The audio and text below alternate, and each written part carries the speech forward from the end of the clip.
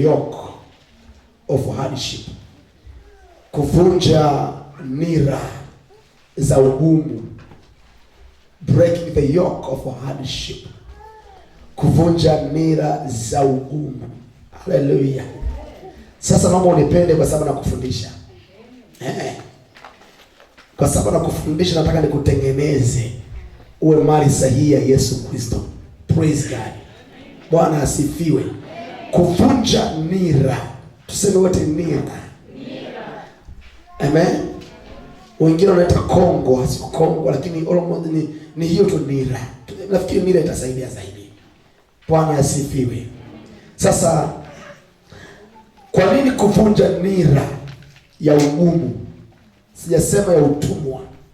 Nimesema breaking the yoke of hardship. Kuvunja nira ya ugumu. Lucy, are you there? Tafundisha kwa muda mfupi sana, lakini nataka kila mmoja alielewe, si ndivyo? Kuvunja nira ya ugumu. Kwa nini tuvunje nira ya ugumu? Nira ni nini? Nira ni kama aina ya vibao ambavyo vimetengenezwa maalumu kabisa na vinafungwa kwenye shingo za Maksai. Nafikiri mnaelewa? Ambazo zimetengenezwa maalumu, hazipelekei maumivu wale Maksai hao ng'ombe, hiyo ni kwenye mabega yao au shingo, kwa lengo la kuvuta majembe ya kulima. Wananielewa? Sema amina. Wangapi ni wafugaji? Kwa hiyo hizo nira zinafungwa kwenye shingo. Unaona vizuri? Lakini at the end of day, matokeo makubwa tunatarajia hao Maksai waweze kuvuta jembe la kulima kwa usahihi na kwa ufasaha kabisa. Kwa hiyo kuna definition nyingi sana ya nira, lakini nimeona nikueleze definition fupi au utambulisho mfupi tu, kwamba ni vibao maalum vinavyotengenezwa kwa ustadi maalum, na hivi vinawakamatia wale Maksai madume, mang'ombe makubwa yaliyoandaliwa kwa ajili ya kulima, kwa ajili ya kuburuza jembe ili kulima. Nafikiri mnaelewa vizuri hapo. Sasa kwa nini tunavunja nira ya ugumu? Kabla ya kuvunja nira ya ugumu, kwa nini tufikie leo tuvunje nira za ugumu? Are you there? Bwana asifiwe. Mwanzo wetu wa maisha, mwanadamu ni siri kubwa sana. Wewe na mimi tu ni siri kubwa sana. Wewe na mimi ni siri. We are the mystery of the kingdom. Sisi ni siri za ufalme wa Mungu. Naomba unisikilize kwa makini hapo. Kwa nini basi ni siri? Kila mwanadamu ana maeneo makuu matatu ya maisha yake. Eneo la kwanza linaitwa mwanadamu wa kwanza na mwanadamu wa pili, alafu kuna mwanadamu wa tatu. Amen. Na mwanadamu wa kwanza ni nani? Mwanadamu wa kwanza ni wewe unayeonekana physically. Wewe na mimi mnaniona ni physically. Somebody say amen. Mwanadamu wa pili ni yupi? Mwanadamu wa pili anaitwa nafsi. Huwezi niona mimi. Amen. Mimi ninayeongea, you cannot touch me. Huwezi kunigusa. Na mwanadamu wa tatu anaitwa mwanadamu roho. Sema amen. Hiyo roho ni uwepo halisi wa kiungu ambao uko ndani.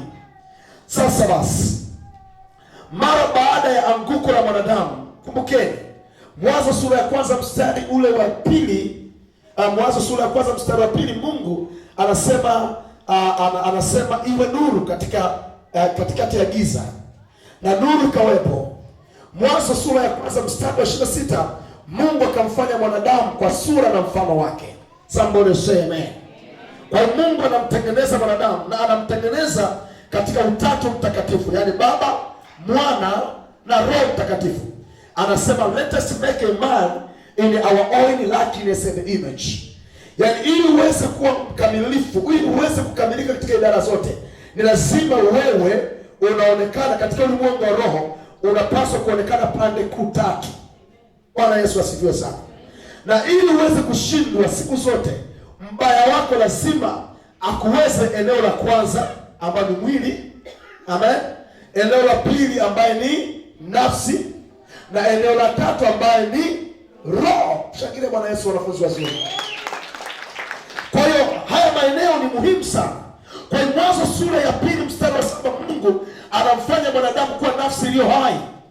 Anachukua pumzi, anachukua mdomo wake, anapuliza kwenye mdomo wa yule mtu, wale sanamu aliumba, alafu ule sanamu linafanyika kuwa mtu, nafsi iliyo hai. Yaani Mungu anaanza kumwamini sasa mwanadamu huyu ambaye yuko nafsi iliyo hai. Hallelujah. Somebody say amen. Kwa hiyo kuaminiwa na Mungu, hatuaminiwi tu, ni mpaka umefanyika kuwa hai. Aliyenielewa sema amina nguvu. Sio kwamba Mungu akupendi lewi. Kuna eneo inawezekana hauko hai, ndio maana huaminiwi na Mungu. Ukikosa kuaminiwa na Mungu, utakosa kuaminiwa kwenye idara yoyote, iwe ni ndoa, iwe ni kazi, iwe ni ofisini, kwa sababu eneo la uhai halipo ndani yako. Ananielewa sema amina ya nguvu. Somebody say amen.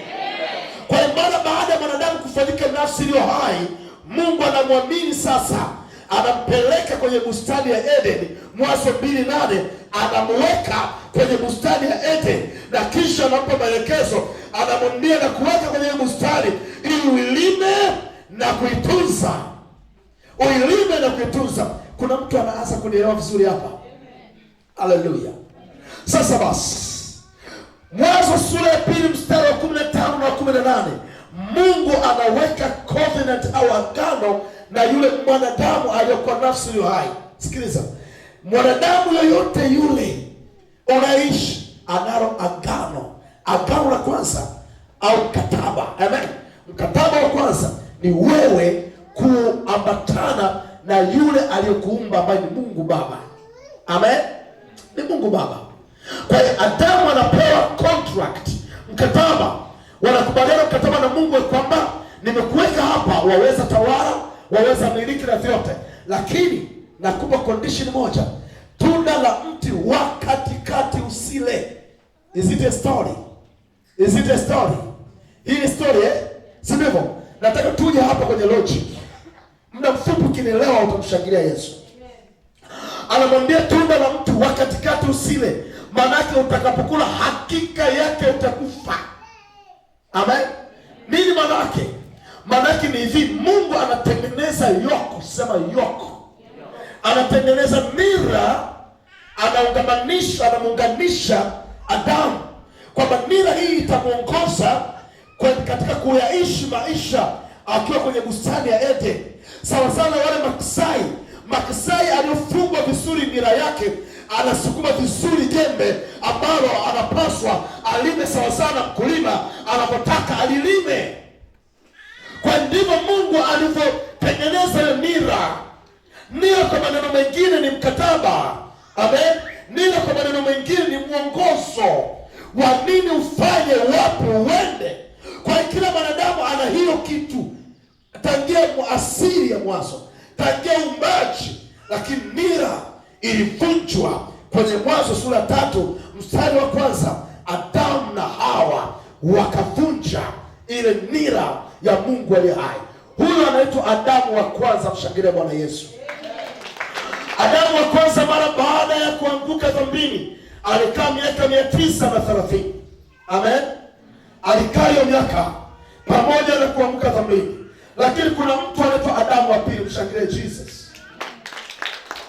Adamu wa pili. Sasa kwa nini sasa nira zivunjwe?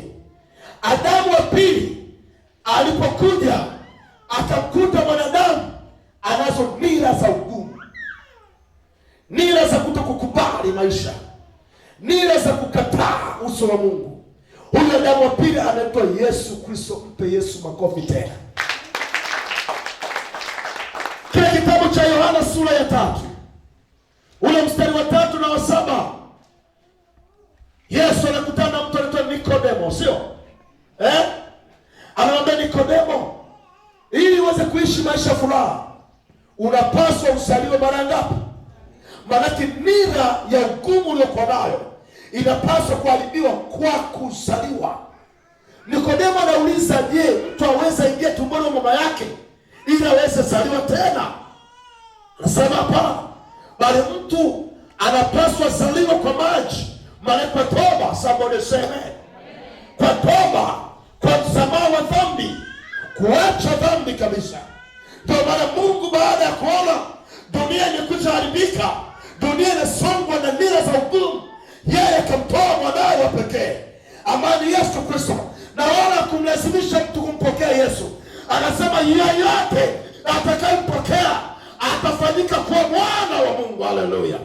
Maana aliyo mwana wa Mungu nira yake sio ngumu, nira yake haipi shida, nira yake ni nyepesi. Haleluya! Ni laini na mzigo wake ni mwepesi. Maana nira ya Mungu, nira ya Yesu Kristo yenyewe ni laini, lakini mzigo wake ni mwepesi.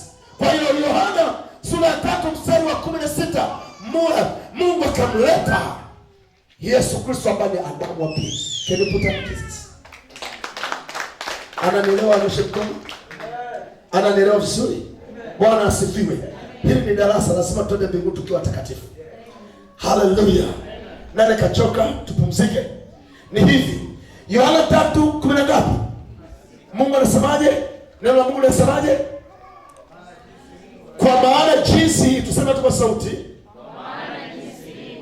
aliupenda ulimwengu hata akamtoa mwanawe wa pekee, ili kila mtu amwaminie asipotee, awe na uzima wa milele. Yohana 1:12 anasema wote waliompokea, na wengine wote waliompokea Yesu Kristo, anasema wote waliompokea Jesus, waliompokea Adamu wa pili, wakafanyika, narudia, wakafanyika nini? Na wale ndio wanapaswa kutawala na kumiliki. Ufunuo sura 5 mstari wa 10, andika hapo, utanisomea Ufunuo 5 mstari wa 10. Biblia yako inasemaje? Sikiliza, breaking the yoke of hardship. Unapoandika endelea kusema kuvunja nira za hukumu. Kuvunja, kuna mtu unampeleka kwenye destiny yake sasa hivi, wala yuko mbali. Kuna mwingine bado yuko mbali, lakini kuna mtu unamwona hapa nampeleka kwenye destiny yake, nampeleka kwenye hatima yake. Somebody say amen, amen. Revelation chapter number 5 verse 10. Twende hapo. Rudia tena maidota, nasemaje? Ukawafanya, manake unapompokea Adamu wa pili, maana unaipokea nira iliyo laini ambaye ni Yesu Kristo. Unapompokea Yesu Kristo, anasema akawafanya kuwa nani? Ufalme na, lakini kuna neno pale anasema nao watatawala. Sasa nao watamiliki juu ya nchi. Namtaka mtu mmoja yule utakaye kumiliki juu ya nchi. Ni wewe. Amen. Namtaka huyo mtu. Kwa sababu huwezi kumiliki kama una ugumu wa nira. Na ugumu wa nira uondolewa na nabii wala mtume. Ugumu wa nira unaondolewa baada ya kufahamu, baada ya kuelewa. Biblia inasema watu wangu, my people are perishing due to the lack of knowledge. Watu waangamii kwa sababu hawaombi. Watu waangamii kwa sababu hawatoi sadaka. Watu wanaangamia kwa sababu wamekosa maarifa. Nataka upokee maarifa. Amen. Receive now. Amen. May you receive now. Amen. Receive knowledge right now. Amen. Hallelujah. Kwa hiyo sasa Adamu wa pili alipokuja akasema mimi ni njia, uzima na kweli. Namba moja, akanisifu kwanza. Yohana 10:10 anasemaje? Somea hapa. Nisomee. John chapter number 10 verse 10. Anasemaje? Nataka nipeleke mtu kwenye destiny yake jamani. Usinicheleweshe. Yohana 10:10 anasemaje? Anasema mwivi haji ili aibe na kuchinja na kuharibu. Mimi nalikuja ili wawe na uzima. Mimi, sema mimi. Yesu anajiposti. Mimi nalikuja ili wawe na nini? Yaani walinipokea mimi, wale tayari kuibeba nira yangu, wawe na uzima na nini? kisha wawe nao. Kama furaha uwe nayo, kama uzima uwe nao, kama mafanikio uwe nayo. Somebody say amen. Kwa hiyo tunaposema breaking the yoke of hardship, kuna magumu ambayo wanadamu wanaishi nayo leo, lakini wana majina ya Ukristo, wana majina wanaenda mbinguni, lakini wanao ugumu. Mungu hahitaji uende mbinguni ukiwa umechoka. Mungu anahitaji uende mbinguni ni kwa sababu umeshinda zile nira za ugumu duniani. Umeshinda magumu, umeshinda maskini, umeshinda uchawi, umeshinda uzinzi, umeshinda ushirikina, umeshinda mabaya. Mungu anahitaji uende mbinguni kwa sababu umeshinda ukiwa darasani, umeshinda kwenye maisha yako, umeshinda kwenye ndoa yako, umeshinda kwenye ulimwengu wako. Somebody say amen. Mungu anatoshangaa watu wanakwenda kule wamechoka, ni kwa sababu ya nira za ugumu. Maombolezo sura 5 mstari wa 7. Nisomee hapa. Nira za ugumu. Mtu anaweza kumpokea Yesu Kristo, lakini bado akaishi kwa taratibu na maisha ya wazazi wake. Nisikilize vizuri. Mtu anaweza kumpokea Yesu, lakini bado anaishi nyuma ya taratibu, mira za wazazi, maelekezo ya wazazi na kadhalika. Ndio umempokea Yesu, ndio utakwenda mbinguni, lakini taji, narudia, taji utakayovalishwa, taji haitang'aa, kwa sababu bado unaishi ukitegemea mitazamo ya wazazi, mila zao, maisha yao, miungu yao. Hebu nieleza nasemaje hapa? Ombolezo 5:7. Baba zetu walitenda dhambi hata wapo, na sisi tumeyachukua nini? Maovu yao. Nisikilize church, nisikilize kwa makini sana. Umeokoka? Ndio. Umeokoka? Sema ndio baba. Umempokea Yesu? Kwa nini ugumu unakuja kwako? Kwa nini biashara haiendi? Kwa nini kazi yako haiendi? Kwa nini ndoa yako haiendi? Haina furaha, haina amani. Funguka kuanzia sasa, maana kuna maisha ambayo unaishi nyuma ya uwepo wa baba zako. Inawezekana baba yako amekufa, mama yako alishaondoka duniani, mjomba yako ameondoka, bibi yako alishaondoka, lakini princess, ile mizimu inakulidi wewe, inakuongoza wewe. Nataka nikwambie Yesu anasema nini kwenye Mathayo 11:29. Fungua pale sasa. Breaking the yoke of hardship. Sikiliza, unaweza kuishi nyuma ya hizo nira za ugumu. Kiburi. Hujasikia watu wanasema huyo ana kiburi kama baba yake? Hujasikia? Na nisikiliangalieni hapa. Sasa mimi nimekuwa mwalimu sasa. Huyu hapa, huyu ni mvivu kama mama yake. Huyu hapa ana mzembe. Huyu ni mzinzi kama baba yake alivyokuwa. Kama hatosheki na ndoa. Hamjasikia mambo hayo? Narudia, hamjasikia? Baba zetu walitenda dhambi, la hawana hawapo duniani.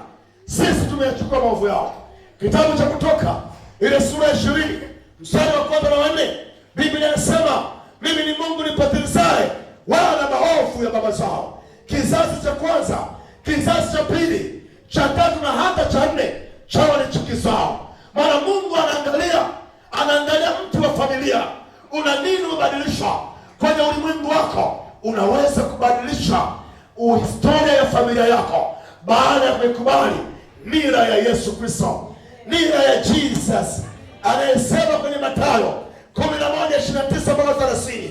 Anasema, nisomee kwa sauti. Anasemaje? Haleluya. Neno linasema, "Jitieni nira yangu." Soma kwa sauti hapo taratibu. Neno vizuri. Amen. Jitieni nira yangu. Jitieni nira yangu. Mjifunze kwangu. Mjifunze kwangu. Kwa kuwa mimi ni taratibu. Jitieni nira yangu. Yaani ni mbao la Yesu, sio? Likufunga shingoni binti yangu, lakini halikuumiza. Anasemaje? Kwa kuwa mimi ni jitieni nira yangu. Mjifunze kwangu. Learn from me. Yaani kubeba tu zile mbao, Kubeba tule ushuhuda wa Kristo hausaidii. Kusema tu nimeokoka haisaidii. Anasema jifunze kutoka kwangu. Learn from me. Jifunze kutoka kwangu. Yesu alitulia. Una roho ya kutulia wewe? Yesu alifanya biashara, akalipa kodi. Una hiyo spirit. Una roho ya kufanya kazi, ya kutegemea wazazi, ya kutegemea jamii fulani, ya kuombaomba sehemu fulani. Anasema jitieni nira yangu. Learn from me. Naenda kwenye point, nimchangilieni basi, mshangilie. Amen. Jitieni nira yangu. I've learned from me. Yesu alikuwa mtu wa prayer. Yesu alichukia dhambi. Yesu alikataa watu kuonewa. Yesu alikataa ubaguzi. Unapompokea Yesu haimaanishi unaenda mbinguni, lakini lazima uhudhurie kwenye chuo chake. Lazima ujifunze. Learn from me. Mathayo sura 5 mstari wa 13 mpaka mstari wa 14. Baba inakuaje? Anasema ninyi ni chumvi ya dunia. Baada ya kujitia, sema kujitia nira ya Yesu. Yesu anakutambua wewe ni chumvi. You are the salt of the world. Amen. You are the light. Sio salt of chumvi ya dunia. Anasema nuru ya nini? Ya ulimwengu. Somebody say amen. Maana hivi ili tuweze kufanikiwa mama, hatuna njia nyingine rahisi kama kuvunja ukomo, stagnation, delayment, affliction, unless otherwise you have to be yoked in the life of Jesus. Kujiungamanisha kwenye nira ya Yesu Kristo. Ananielewa? Sema amina ya nguvu. Maisha yako lazima yawe wazi. Barua inaisoma. Maana ukijitia nira ya Yesu Kristo, jambo la pili, jifunze kwake. Kuna mtu ananielewa hapa? Kuna mtu ananielewa 5 hapa? Jambo la kwanza, kumpokea Yesu. Mashetani hayatishiki. Umempokea Yesu, wanamjua kwamba ndiye aliyewashinda kwenye jangwa siku 40. Yesu wa kugonga maji, Yesu wa kugonga chakula, alikaa pale siku 40. Wachawi wanamjua, waganga wanamjua. Wewe kumpokea Yesu haibadilishi atmosphere yote, unless otherwise. Ndio lazima uingie kwenye darasa la Jesus. Amnielewi? Wananielewa? Sema amina. Wananielewa? Sema amina. Am I preaching or teaching? Anasema jitieni nira yangu, mjifunze kwangu. Mjifunze kwa kuwa mimi ni mpole na mnyenyekevu. Maana anaeleza maana submission. Anaeleza kusubmit. Haijalishi kazi unaifanya ni Mungu amekupa, lakini unapokuwa kwenye kazi, learn the life of Jesus. Wherever you are, Jehova amekupa biashara ulionao, anasema hivi, naitambua, lakini learn from me. Why? Mimi ni mpole. Wateja wako wanapokuja, usijibu kwa sababu una hela za madafu. Jibu kwa sababu umejiungamanisha kwenye nira ya Yesu Kristo. Wewe ni mpole. Sababu mimi ni mpole na mnyenyekevu wa moyo. Anaeleza endurance, anaeleza uvumilivu. Kristo alikuwa mvumilivu. Kulala na njaa leo haimaanishi unakufa. Somebody say amen. Kukosa fedha leo haimaanishi kwamba kesho utapata. Ni ratiba ya kwako. Mungu amekupa ratiba upite leo una hela, ili kesho uwe na fedha. Ananielewa? Sema mimi nakufa. Unachukiwa leo, Yesu anasema hivi, anasema jitieni nira yangu, kwa kuwa mimi ni mpole. Mimi ni mpole na mwaminifu. Maana nini? Ukionewa leo, tambua kesho kuna kufurahia.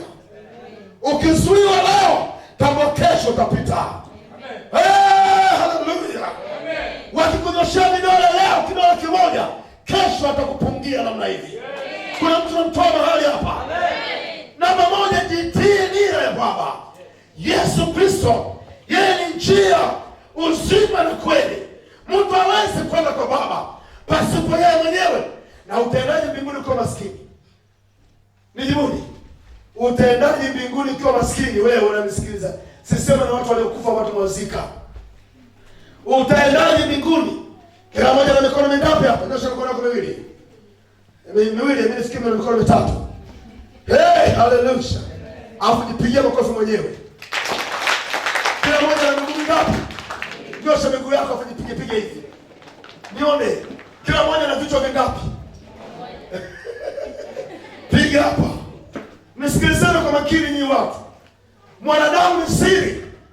Mungu amekuumba kwa siri, kwa sura na mfano wake, ili umiliki, ili utawale. Mungu ameiacha dunia. Nasema Mungu ameiacha dunia. Aitawale nani? Mimi na wewe. Mungu amekaa kwenye kiti cha enzi, mbingu za tatu. Mbingu za mbingu ndio kiti cha enzi cha Baba. Hajashuka hapa. Anasema duniani ni sehemu ya kukanyaga miguu yangu. Nimemweka Prophet Luo. Prophet Luo asema habari yangu. Asema habari ya toba. Asema habari ya msamaha. Asema habari ya kuungama dhambi. Asema habari ya upole. Asema habari ya endurance. Asema habari ya uaminifu. Haleluya. Sikiliza. Serikali ya mbinguni, jimbo lake kubwa ni duniani. Jimbo hilo kubwa dunia, mtawala ni wewe na mimi. Aliyompokea Yesu, akaivaa nira yake, akakubali kujifunza kwake. Ananielewa? Tuchangie Jesus. Kwa kuwa mimi ni mpole na mnyenyekevu. Mimi ni mpole. Simaanishi ukipigwa shauri la kulia ugeuze la tatu au la pili. Simaanishi hivi. Wewe ni siri. Wewe ni fumbo la Mungu. Unapotembea lazima utambue mimi ni fumbo la Mungu. Hakuna wachawi, hakuna waganga watakaniweza, hakuna watu watakanipunguzia mwendo wangu, maana mimi ni fumbo la Mungu aliye hai.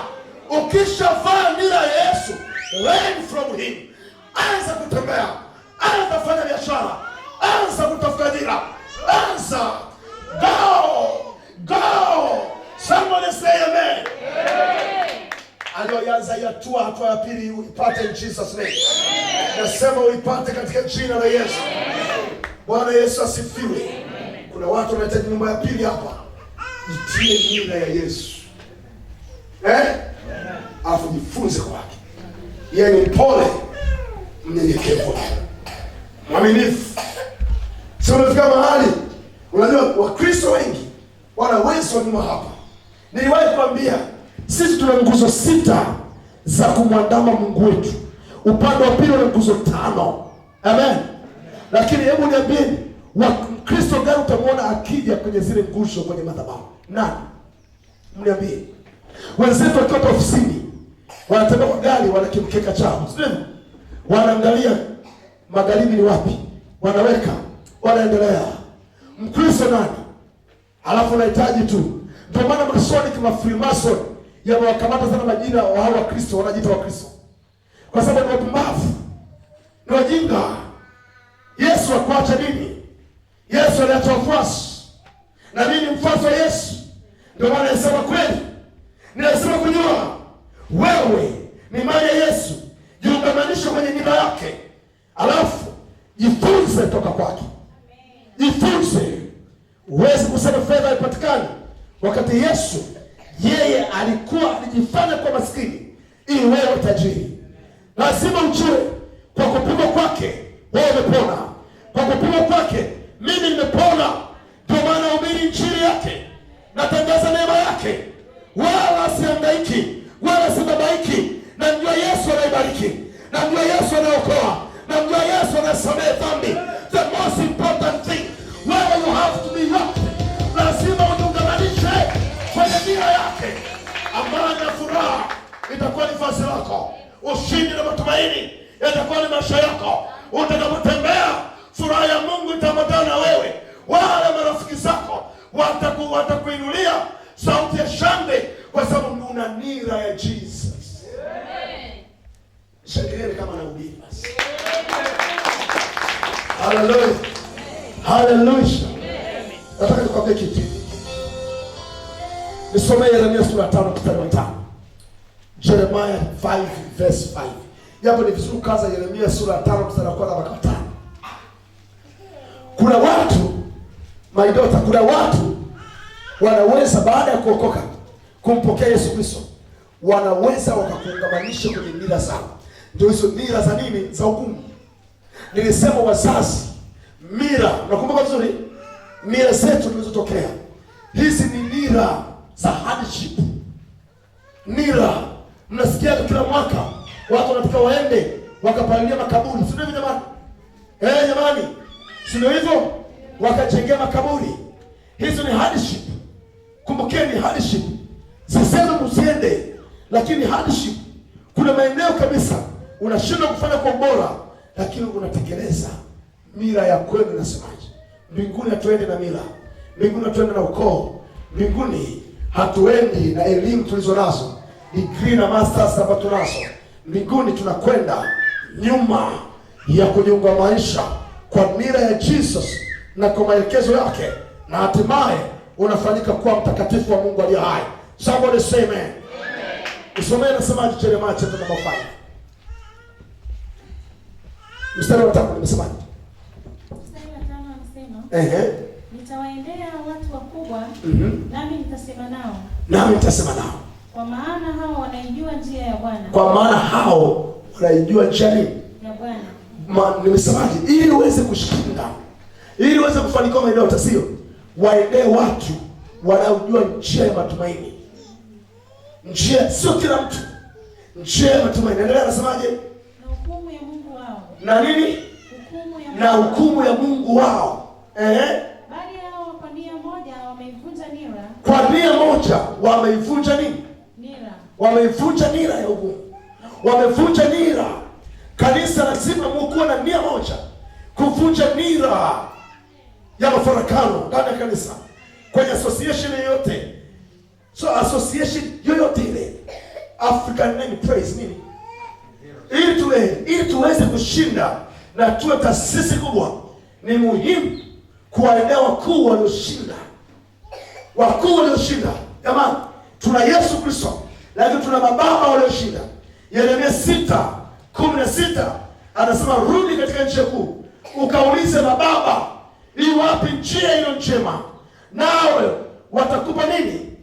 Nao utapata raha nafsini mwako. Na yoyote aliyovunja nira anapata raha. Ukirudi kwenye Mathayo 11:29 mpaka 30 anasema hivi, ukishaivaa hiyo nira ya Yesu, mwisho anasema nao utapata raha nafsini mwako. Maana vizuri hapo. Kwa hiyo mila zinaweza kukuunganisha kwenye ugumu. Marafiki wanakuunganisha kwenye ugumu. Wote hapo, wengi wao wamepotea. Hamkutarajia kufika hapa, ni kwa sababu ya marafiki. Nisomee Luka sura ya 15. Twende. Sura ya 15 mstari wa 10 mpaka mstari wa 17. Tusoma pale, soma kitabu cha Marko sura ya 5 mstari wa 25 mpaka ule mstari wa 20 mpaka mstari wa 30. Hapo utakaa vizuri. Utasoma pia kitabu cha Yeremia sura 18:18. Tusoma hapo, utaona. Soma kitabu cha Ayubu 38:11. Utasoma. Twende turudi pale pale. Nimesema kitabu gani mwanzoni? Ndio nisomee sasa. Nisomee hapa tuone. Please sharp. Muda wangu umekwisha sana. Luka 15:10 nawaambia vivyo hivyo kuna furaha mbele ya malaika wa Mungu kwa ajili ya mwenye dhambi mmoja atubuye. Kwa ajili ya mwenye dhambi mmoja. Naeleza kwanza. Dhambi ni hardship. Dhambi ni ugumu. Lakini sema nawaambia mtu mmoja kitubu, mbinguni kuna furaha. Twende mstari wa 17. 15:17. 17 anasema, alipozingatia moyoni mwake mwana mpotevu. Huyu mwana mpotevu alikuwa na baba yake na wazazi wake. Alipokuwa kwa baba na mama kwenye familia yake, yule mtoto alikuwa na nidhamu nzuri, alikuwa na tabia nzuri, alikuwa na maisha mazuri. Alipokutana na marafiki nje, alipokutana na marafiki zake nje, wakamshauri aombe sehemu ya mali ya nani? Ya wazazi wake. Na akaomba kweli, baba akampatia sehemu ya nini? Ya mali. Biblia yangu inaniambia alipopata sehemu ya mali, akaambatana na huyo rafiki, wakaenda mbali. Endelea, akasemaje? Rudi pale ule soma ule mstari wa 15 mpaka 17. Anasemaje? 15 anasema akaenda akashikamana na wenyeji. Akashikamana na nani kanisa? Na wenyeji. Nimesema hivi, hardship ugumu unaanza kwenye association. Ni aina gani ya watu unapatana nao? Umempokea Yesu ndio, sio? Unajifunza kwake ndio. Ni aina gani ya marafiki uliokuwa nao? Hatima za wengi zimepotezwa leo nyuma ya marafiki, nyuma ya association. Anasemaje? Endelea mwanangu, endelea.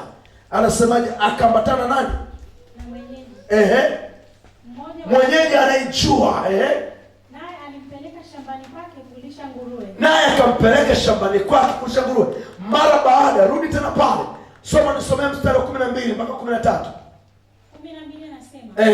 Yule mdogo akamwambia babaye. Yule mdogo akamwambia nani? Babaye. Baba, nipe sehemu ya mali inayoniangukia. Akawagawia vitu vyake. Akawagawia. Endelea. Hata baada ya siku si nyingi, yule mdogo akakusanya vyote. Akasafiri kwenda nchi ya mbali. Akatapanya mali zake huko. Kwa maisha ya uasherati. Makao. Bwana Yesu asifiwe sana. Anasema alipochukua mali, Yesu akaenda wapi? Mbali. Huko uasherati haufanyiki na mtu mmoja, si hivyo?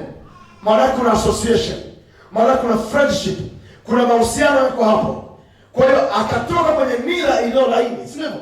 Ambayo ni mila ya baba yake, mila iliyo njema. Ninasema hivi, kuna mila ambazo ngumu tunaweza tukajiunganisha kutoka wazazi, lakini si kila wazazi wanaweza kukungamanisha kwenye mila ngumu. Mnielewa hivyo? Si kila wazazi. Kuna wazazi wapo kama mimi leo, hawako tayari watoto wao kuungamanisha kwenye mila za ugumu. Kitabu cha Yeremia 35, Jeremiah chapter number 35, mstari wa 5 na wa 7, nisomee. Sikiliza vizuri, nataka mnielewe vizuri. Huyu baba akampa mali mtoto kwa sababu alikutana na marafiki zake, wakasema tukienda huko kwenye nchi ya mbali utafanikiwa. Akaponda mali, starehe na wanawake kwa uzinzi. Maana akajiungamanisha kwenye mila ngumu. Tutarudi na pale, sio hivyo? Tuna Yeremia 35 mpaka 7. Neno linasema, nikaweka mabakuli yaliyojaa divai na vikombe mbele ya wana wa. Huyu ni nabii Yeremia, ametumwa na Mungu ili aende sasa awaambie wana wa Rekabi. Sikilizeni, tuseme wote, wana wa Rekabi. Huyu Rekabi alimjua Mungu. Huyu Rekabi aliambatana na Mungu. Yeye aliwafundisha watoto wake ya kwamba mimi hapo mnaniona na mtumainie Mungu, hata kama Israeli ikapotoka, hata kama Israeli ikabadilika wakamwacha Mungu, lakini mimi sitamwacha. Mungu alitutoa utumwani. Na nyinyi hapo wanangu, ninawaagiza leo mkiwa bado watoto wadogo, ili muweze kuwa na nguvu, ili muweze kuwa na maisha mazuri, pombe, sema yote, pombe isipite kwenye vinywa vyenu. Umeelewa? Wakati Israeli imetenda dhambi na hakuna mtu wa kuweza kuiongoza, hakuna kiongozi, Mungu anamtuma nabii Yeremia, anamwambia nenda kwenye mji wa Rekabi, alafu nenda na mabakuli ya pombe iliyo nzuri, wapelekee wanywe. Narudia, wanywe. Wananielewa? Sema wanywe. Nabii Yeremia Wangapi wanaogopa manabii? Wangapi wanawapenda manabii? Wangapi wanawapenda wachungaji? Si ni nabii wako bwana? Sikiliza, hivyo pastor akija kwako akakwambia Mungu ameniambia badilisha shati sasa hivi vaa nyeupe, utakataa? Ndio utakataa tichi, utakataa? Amesema nani? Pastor, kwa sababu pastor anahusiana nani? Unaamini hivyo? Sasa hivi wanaovaa nira nyepesi ya wazazi aya Mungu aliye hai wanakataa. Wanakataa. Solomo ni jambo jema. Wanakataa. Nabii Yeremia akabeba bakuli ya pombe ya wine, sema wine. Wine ilo safi. Mungu anamtuma nenda, alafu siwape hiyo wine njiani, wapeleke kwenye hekalu. Haleluya. Wapeleke alafu wanywe. Wajifiche watu wasiwaone. Nira ya Yesu jamani. Narudia, nira ya Yesu ni njema. Nira ya Yesu ni njema. Sikiliza, nabii anakwenda na mavazi yake, kabeba bakuli, akawakabidhi, akasema Mungu amesema munyweni hiki leo. Na wapenda endelea kusoma leo, anasemaje? Munyweni hiyo leo, hiyo nini kileo, anasemaje? Haleluya. Lakini wakasema hatutakunywa divai. Lakini wakasema hatutakunywa nini? Nabii amewapelekea nini jamani? Nabii amewapelekea nini? Pombe. Nabii amempelekea demu, sema demu. Kijana amempelekea binti mzuri ndani ya guest. Mwingine anasema si rahisi na wewe. Na ananiona na marashi. Hey, sema hey. Sema hey. Mtoto mwenye nira ya baba anafundishwa ya kwa mwanangu, usitoe nguvu zako kwa watu wanawake mpaka utakapofikia umri wa kuungamanishwa na nira ya Mungu aliye hai, ndipo utakapooa. Watoto wakasemaje? Wanamjibu nini nabii? Wanasemaje? Wanasema hatutakunywa. Endelea, anasemaje? Kwa maana wanamkumbusha kwa maana Yonadamu mwana wa Rekabu baba yetu alituamuru. Mshangilie jamani, hicho kizazi. Shangilieni. Ni mkataba kutoka kwa kiume mtaani.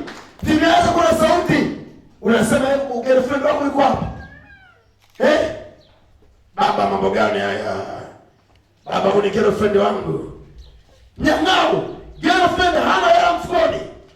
Girlfriend anategemea kila kitu kutoka kwako. Girlfriend ugali anategemea kwa baba. Mavazi anategemea portion, ndio maana nyingine. Anategemea portion ya baba. Kila kitu kwa baba. Leo hii mnasema huyu ni mchumba fulani. Mnapeleka watoto wanakuwa na wachumba wao wakiwa bado shule ya msingi, wakiwa sekondari, wakiwa chuo. Hawana kazi. Wanategemea kwa baba. Wanategemea godoro la baba. Hiyo ni laana. Wana wa Rekabu wakasema hatutakunywa. Baba yetu ametuamuru. Na anaweza katokea mtu kama huyu hapa leo. Na anatokea hapa. Anasema mwanangu, wewe ni binti mzuri. Wanasemaje na hicho? Wewe ni binti mzuri. Tazama my daughter. Wewe ni beautiful. Wajibu wako ni kusoma. Ukikutana mtu mwenye ndevu mitaani akikwambia wewe ni mzuri, sema asante. Baba yangu ananisifia mimi ni mzuri. Haleluya. Haleluya. Soma niseme. Na mwendaga afa. You are really handsome my son. Wewe popote ukikaa, lakini wajibu wako ni kujua kusoma. Nimekupeleka shule kusoma. Unasoma kwa faida yako. Usome kwa faida yangu. Kwa sababu mimi nimejenga. Mimi ni majumba. Mimi ni magari.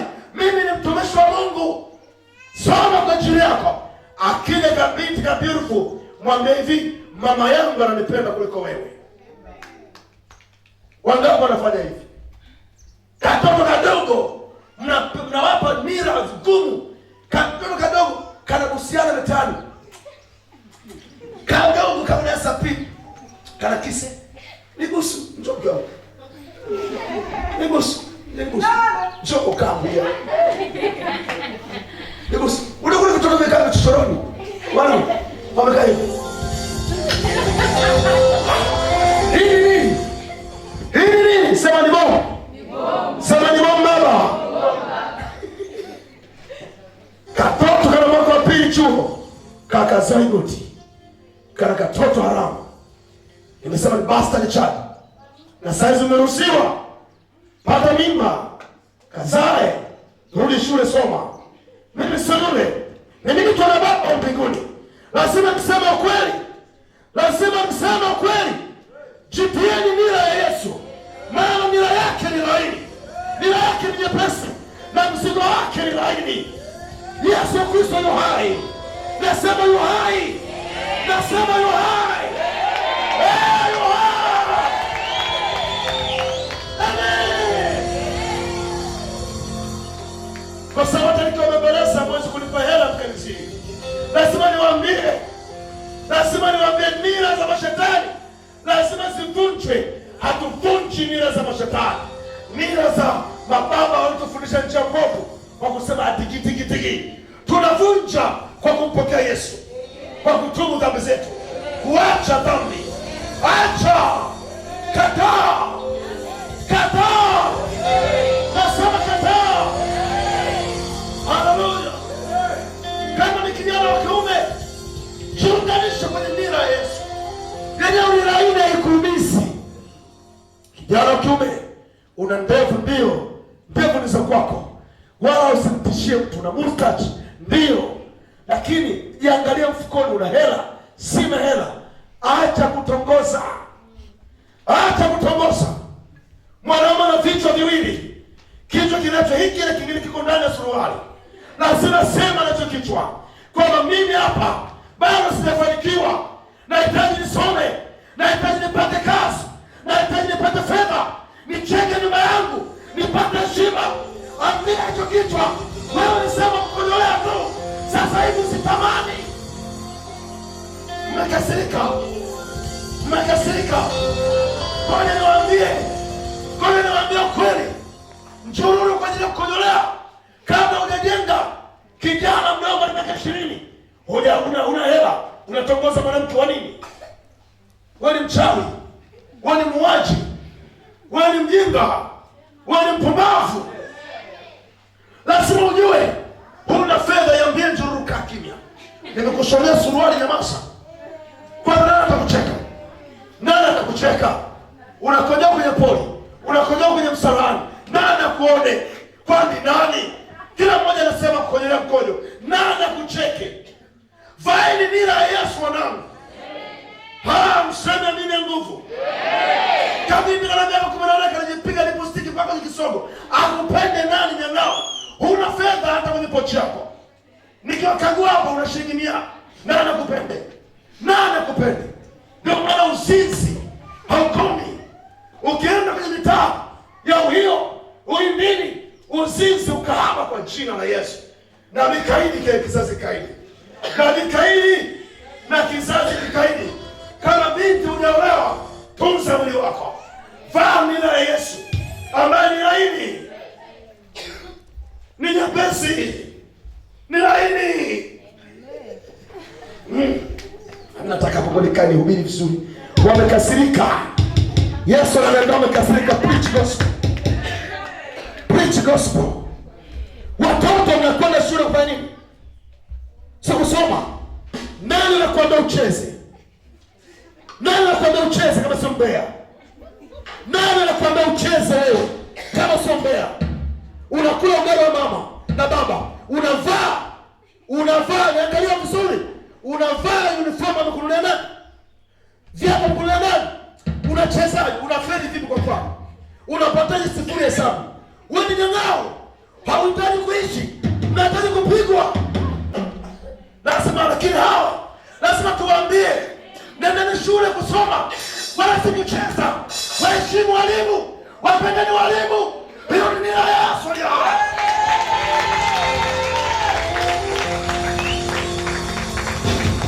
Wanafanya kusoma walimu na nia. Bado nyumbani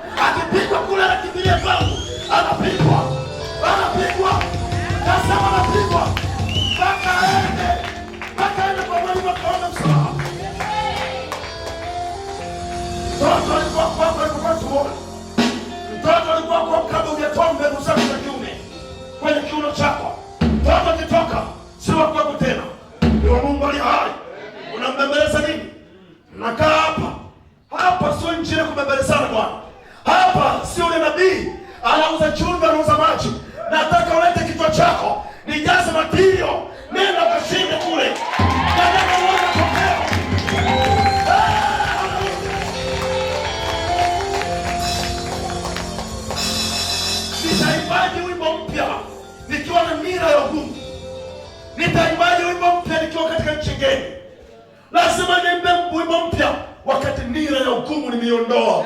Mungu wangu, Mungu wangu. Oh my God, my God. Lazima nira ile nira ya hukumu lazima sio nitoe. I have to break it.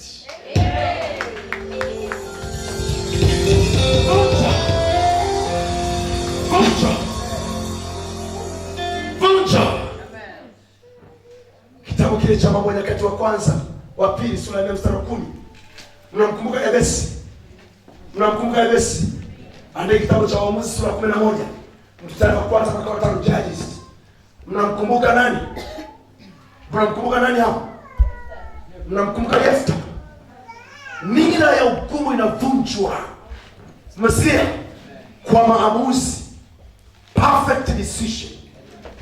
Maamuzi yaliyo sahihi. Kwa nini pointi 5 za mwisho tuone wache? Najua umechoka sana. Umekasirika.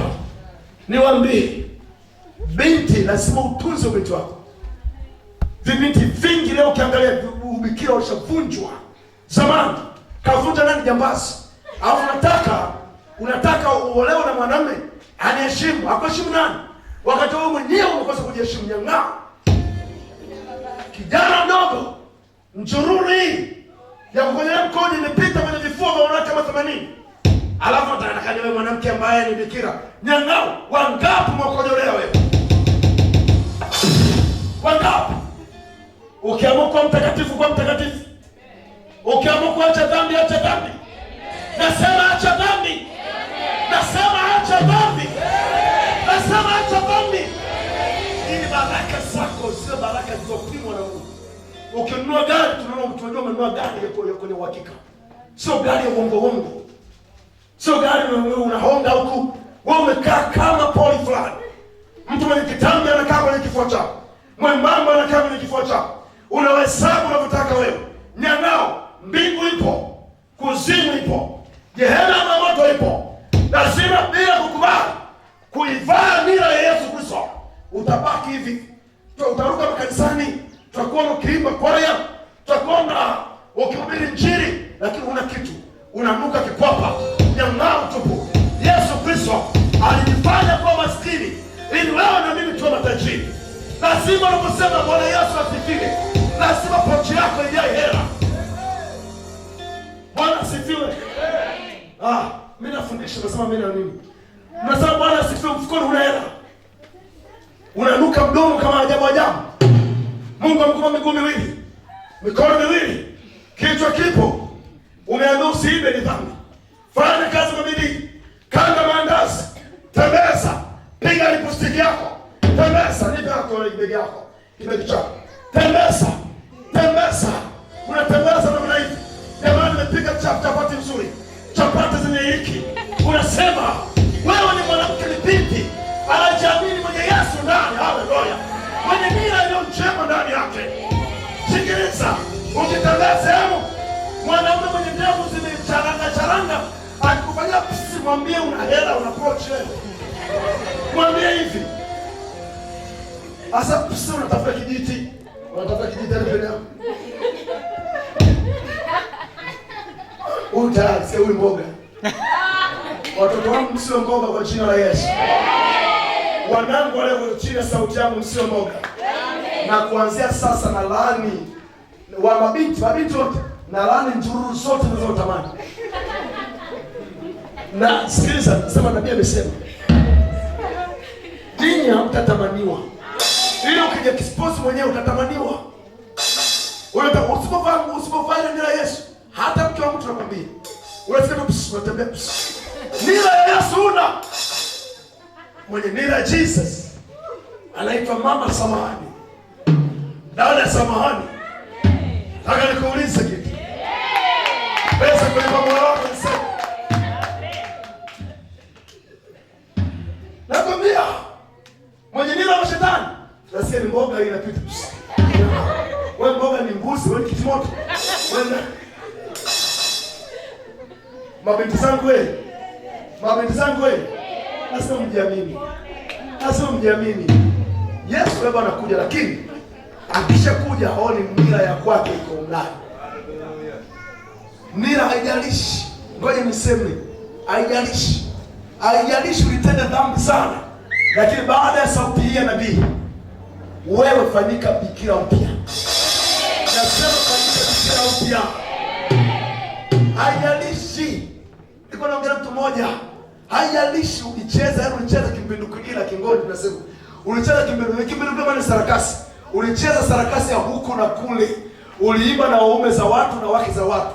Chini ya sauti hii kuanzia leo, Mungu wa mbingu na nchi akubadilisha kufanya upya tena. Akubadilisha kufanya upya tena. Anakubali kubadilisha, sema amen. Sema amen. Hallelujah. Hallelujah. Hallelujah. Niwaambie namna kuvunja ugumu au niwache na pointi 3 tu. Namna kuvunja, how to break. Amen. How to break the yoke of bondage. Soma kitabu cha Galatia sura ya 5 mstari wa 1. Hallelujah. Pata fedha kwa mara ya kwanza.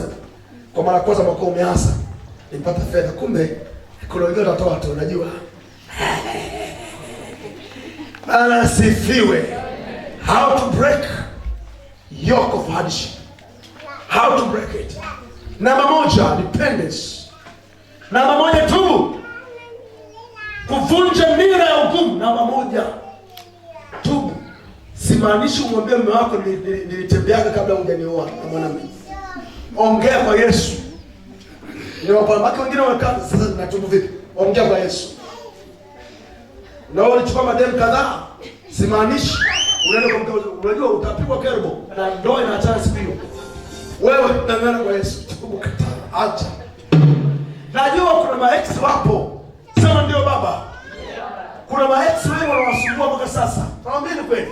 Kuna watu wameoa sasa na maex wao. Kabisa. Na wengine wamempa jina binamu yangu huyu. Huyu ni uncle. Lakini unajua ndani yako, huyu ni ex wako. Kumbuka baada ya injili hii. Hiyo ni nira yako ya ugumu, kiendelea kuiacha. Acha kabisa. Sema kuanzia leo na maanisha. Tubu dhambi zako. Repent your sin. Repent your sin. Soma maandiko machache hapa. Tubu. Mliokasirika mseme ni amen. Mliokasirika. Nimesikia. Mambo yanakata Petro sura 7 mstari 14. Pamoja na makasirika lakini akasema tubu dhambi zako. Mwanafunzi, tubu dhambi zako. Unaenda shule unalala, usingizi. Umepewa uji tu unalala mpaka unajamba kwenye dawati, unakilizi. Wewe lazima ujue mwalimu akuchape na kutandike kweli kweli. Kwa sababu gani? Umepelekwa shuleni kusoma. Niangalieni hapa. Niangalieni hapa. Nataka matokeo mazuri mwaka huu. Sema amen. Amsema mimi na nguvu nini? Sema mimi na nguvu. Sema mimi na nguvu. Sema mimi wote, sema amen baba. Sema amen baba. Lazima matokeo mazuri yawepo. Sema ndio baba. Hallelujah. Hatuchezani hapa. Lazima tujue. Lazima tujue. Tumewekwa duniani kutawala. Tumewekwa duniani kumiliki. Hatujawekwa duniani kama mbuzi wa kienyeji. Tumewekwa kama mafarasi. Tumewekwa kama come on. Unapotembea kishule chako tunakilie. Unatembea ujiamini mimi. Ruhusa. Hivyo leo sio kwa mfano atanipigia madeni yangu. Sio nini? Unanipigia. Wewe mambo gani? Shinda natembea. Natembea. Tumeshinda. Tunaendelea kushinda. Haleluya. Amen.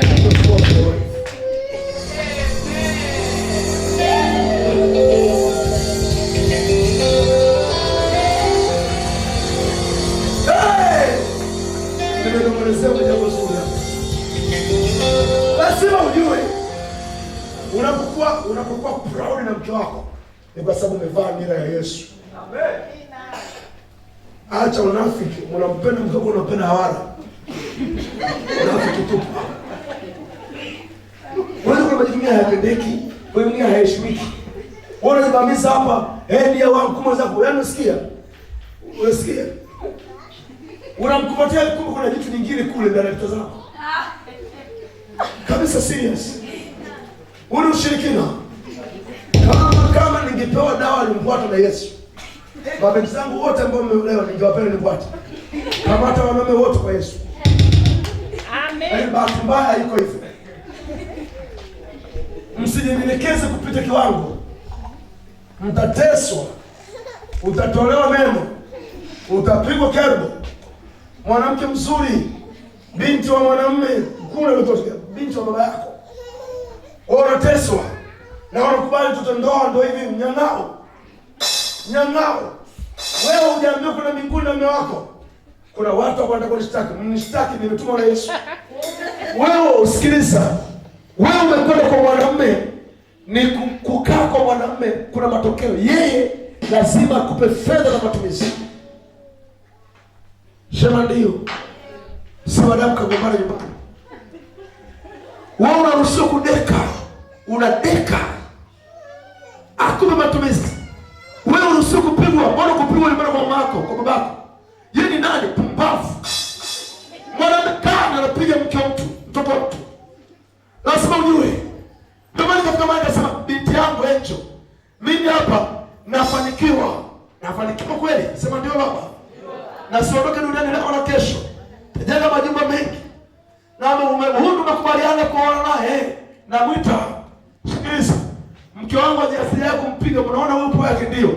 Binti yangu siku ukinyosha ngumi. Njoo nyumba yako hii hapa. Na mbinguni wewe mshike Yesu tu, mbinguni uende. Nyangao kabisa. Wanampo. Vaa nira Yesu. Hivi umesoma na andiko Mathayo 11:29. Kama ulimpiga Shefani mke wako baada ya injili hii. Kama ulishampiga juzi au jana miaka iliyopita, kapiga magoti baada ya injili hii.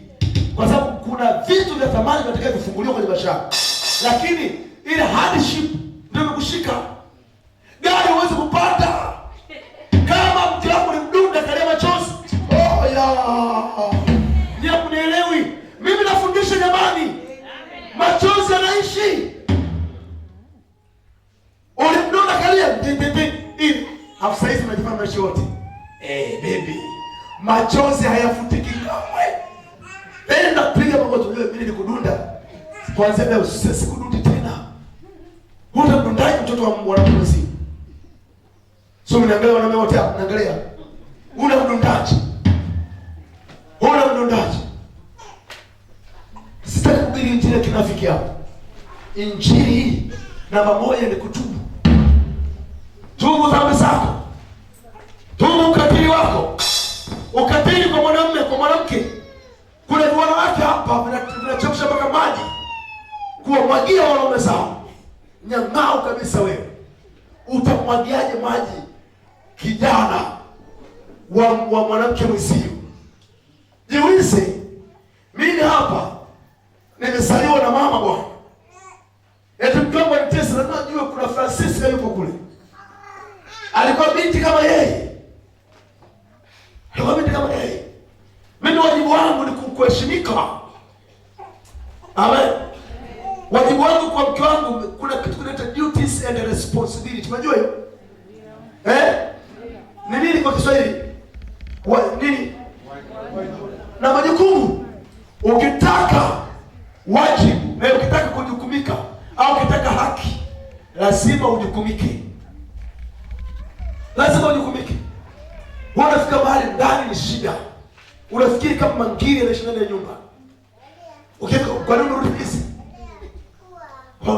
Wewe mwanangu unatafuta hela. Mwambie biashara yangu nilichelewa. Mimi na Yesu. Kwa nini sikuamini?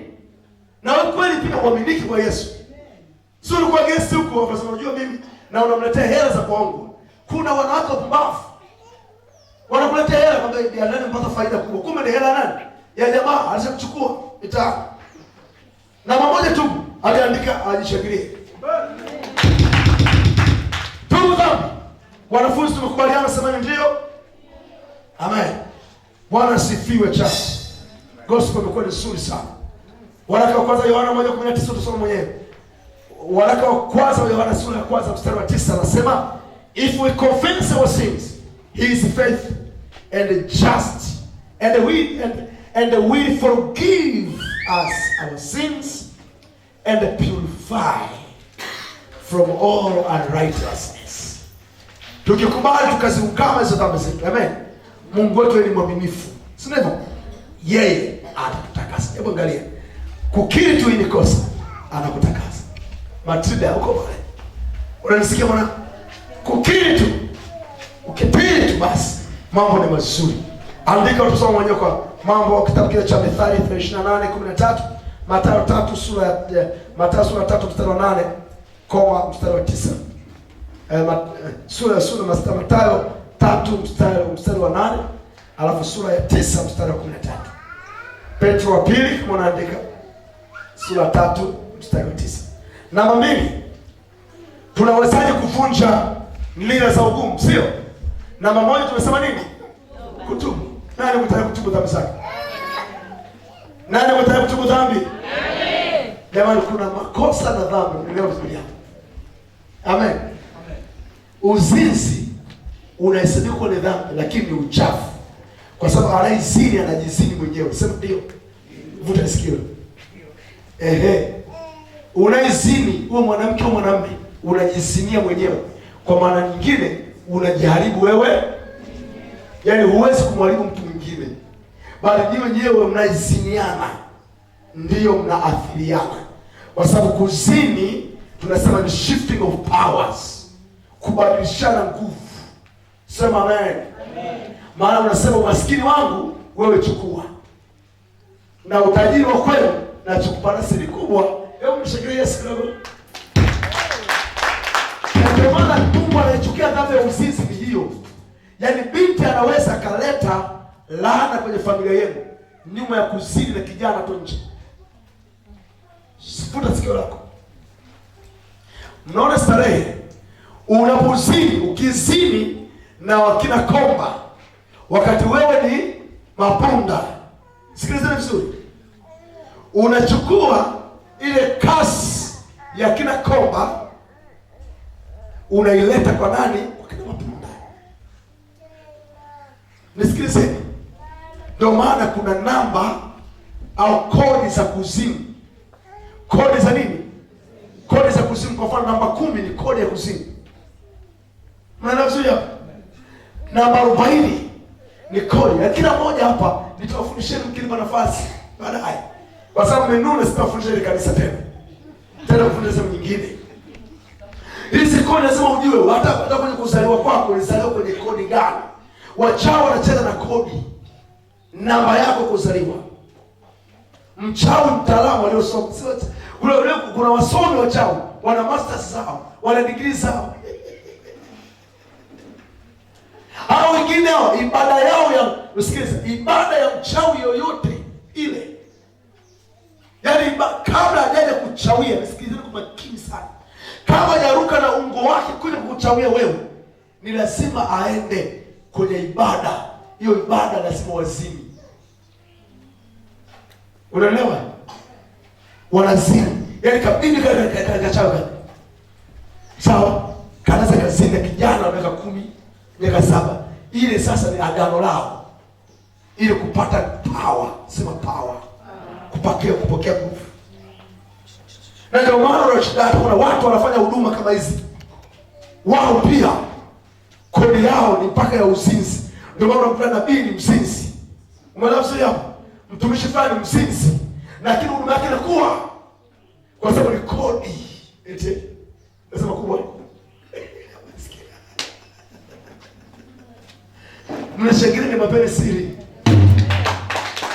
Kwa hiyo kuna tendo ambalo linaathiri familia. Ile tendo ni tendo la uzinzi. Andika vizuri sema. Ndio maana usimwache mwanao binti yako. Sema na binti yako kila siku anapokuwa mwombee kijana wako asitoke nje.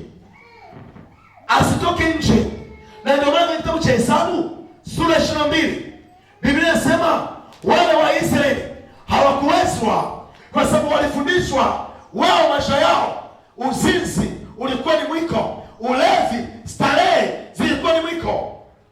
Amen. Kitabu cha Hesabu sura 25 usome pale mstari wa kwanza. Hesabu 25 mstari wa kwanza. Mmechoka sana. Nataka mtoke hapo mlipo.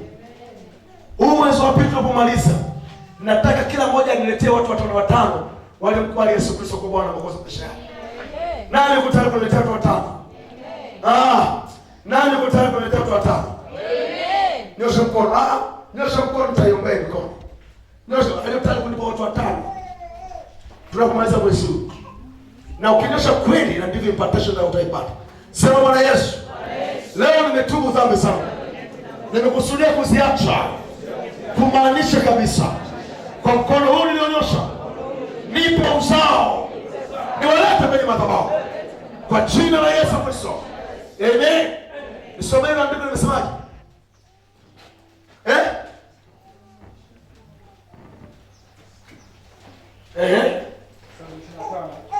Onya. Basi Israeli akakaa Shitimu, kisha watu wakaanza kuzini. Pamoja na wanawake wa Moabu. Na wanawake wa kanisa. Nasemaje? Kwa kuwa waliwaalika hao watu waende wapi? Nisikilizeni vizuri hapo. Unaweza kungamanisha kwenye nira ngumu, sawa? Nimesema nyuma ya marafiki. Unakumbuka? Nyuma ya nini? Ya familia, sivyo? Lakini nyuma ya mialiko, sema ndio. Ndio maana huduma yenu inahitaji prayer nyingi, maombi magumu na mazito. Hizi karama si mchezo. Wewe sema chini, hii ni karama, mnamnyang'anya Lucifer kabisa. Yaani nyinyi mmemkamata Lucifer hivi. Achia. Kwa sababu Lucifer alikuwa akifanya hivi. Ka. Leo unatoka. Da. Ding ding. Kwenye moyo akuchukuka. Malaika wote wanawaambia kweli. Wanafikiri mara shukuru sababu gani? Kwa sababu ndio alikuwa karibu na Yehova Mungu. Kabla ya mkutano kupitishwa, Lucifer anakwenda, anapiga hivi. Kinanda. Kinanda. Ding ding ding. Sasa wewe mtu ambaye wewe unatoa tu unakula bana maharagwe na baki hivi. Watakupiga nyunyu. Wala shaka unatembea baki mara unatembea tu hivi. Unakwenda tu. Hivi bora ungeuka unakwenda tu hivi. Watakupiga. Nimesema wale wa Israeli walipokaa Shitimu. Sawa? Wakafanya nini? Wakatenda dhambi. Lakini walialikwa kwenye nini? Kwenye sherehe. Kwa unaweza kaalikwa kwenye sherehe. Fika pale. Unaweza kaalikwa kwenye msiba. Watu wakutana wanaua ndugu. Watu wanaua familia. Wanamtafuta mtu huyu. Naombieni, noti ya kitu. Wao kunafanikiwa. Kule nyumbani, tutampateje huyu? Tunamtaka huyu anasaidia familia. Wanaua mdogo wako. Wanaua binamu. Wa karibu. Unapokwenda kwenye sherehe, jamani, si sherehe za mazishi zinaitwa. Au bado ceremony. Sio jamani. Unapokwenda wanadili na wewe utakaponawa maji, nguo yako, nyayo yako. Nimesema hizi zote zinawakilisha ulimwengu wa nafsi. Wanacheza na wewe. Wanaweza chukua nguo yako ikachomwa kwa mkuki, wakafunga na kuomba, wakasema huyu arudi. Wanacheza bao, wanakaa hivi, wanachukua goloni moja na kama moja huku. Hili ni jina, hili hapa ni gari. Hii hapa ni gari. Wanacheza hivi. Mchezo wa watoto mnajua ule. Wanacheza hivi. Na wanacheza. Inataka kugongana. Wanatoa tayari. Huyu avuki Morogoro. Wanamaliza, wanatoa sadaka zao. Wanakwenda kusiniana. Wanamaliza. Lucifer kule anapokea credit. Ndio maana ukiwa kwenye huduma hii, wewe ni target ya kusifu. Ni target ya kusifu. Unajua mafundo yao. Unajua maisha yao. Kwa sababu wanajua kufunda. Wanajua kufunga mafundo. Wanachukua picha. Watachukua chochote kile. Iwe ni nywele. Watafizia wanyoa wapi. Watabeba nywele zako. Watatufanyia kazi. Ndio maana tena mbarikiwe. Mbarikiwe kwa jina la Yesu. Muwe na salamu zenu. Nasema muwe na salamu zenu. Amsema mimi na nguvu nyingi. Anasema wakaalikwa kwenye nini? Hapo ndipo wana wa Israeli waliuawa wengi mno. Yaani walipotenda dhambi, Mungu ngamea uzinzi. Nasikia Mungu akachana nao. Nimesema waliuawa watu hapo. Sio msiendelee. Sadaka walizowachinjia Mungu yao. Waliwachinjia. Watu wakala chakula. Watu wakala nini? Wakaisujudu hiyo miungu. Wakaisujudu nini? Ikawa Israeli kujungamanisha. Wakristo lazima mwamke. Lazima mwamke. Wangapi wanaenda kwenye sherehe? Nyosha mkono, wangapi wanaenda kwenye sherehe zao? Mnaenda kwenye sherehe. Ndio ibada za hapa. Mbuzi alichinjwaje, mnyama alichinjwaje? Wanaweza kusema na Yesu. Haleluya. Unashangaa baada ya kula tu kipande kimoja unaanza kutamani. Tamani wanawake.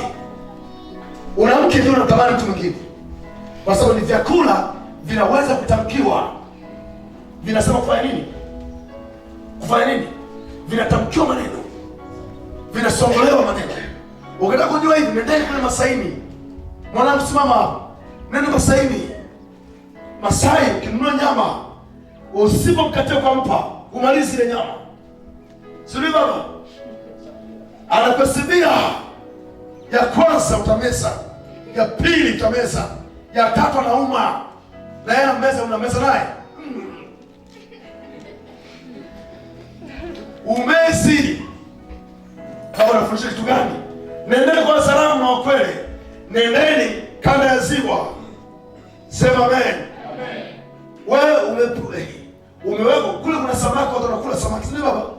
Wewe tonge la pala samaki, wanakuacha na kuambia tonge, uongo baba? Sikushangilie. Unashangaa tu, unapiga nyingine, miba inakwama hapa, haitoki. Mpaka wanzako wanamaliza. Sasa mnakata, sema kwa tayanda nyumba gini, tayanda mbinguni. Wengine wanawachezea. Wanawachezea. Ni mjui Ezekiel sura 21. Ule mstari 21 mpaka 23 anasema hivi. Anasema na nani? Na mfalme wa Babeli akachukua mahindi ya mbuzi. Yaani anachinja mbuzi. Anaenda Japanda. Anakusomea wewe. Anasoma. Anakuangalia vizuri. Afu anachoma. Unapotembea unasikia mwili unachoma. Mbona unasikia tu nini? Umekaa ofisini unawasha. Wewe sasa jicho lako linachezeza, kama unapata watu wanakuchezea. Watu wanakufunia mali. Kama unapata baraka, kama unapata hela. Nyangao. Wenzako ndio. Hebu tuweze kwa tunampenda. Walionielewa leo sema mimi na nguvu.